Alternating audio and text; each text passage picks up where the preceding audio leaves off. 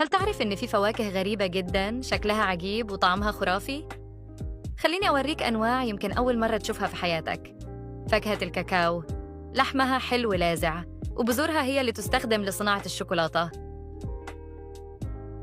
فاكهة الكاكا الأسود، ملمسها ناعم عند النضج وغنية بالمعادن.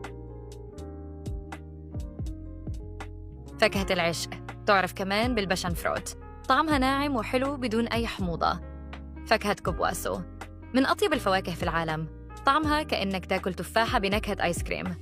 فاكهة يد بوذا، شكلها يشبه الأصابع ورائحتها قوية عطرة، تستخدم في الشاي أو الطبخ وحتى تجفف كقشر برتقالي.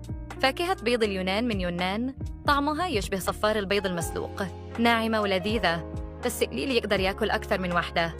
فاكهة الرامبوتان أو الليتشي المشعرة، لحمها شفاف وطعمها يشبه الليتشي تماماً. فاكهة الجابوتيكابا، تنمو على جذع الشجرة مباشرة، تشبه العنب، مليانة عصير وغنية بالفوائد. فاكهة القشطة الحريرية، طعمها حلو جداً ولحمها كريمي، كأنك تاكل حلوة طبيعية. فاكهة الجبل الأحمر، تؤكل فقط لما تنضج، لأن الخضراء منها سامة.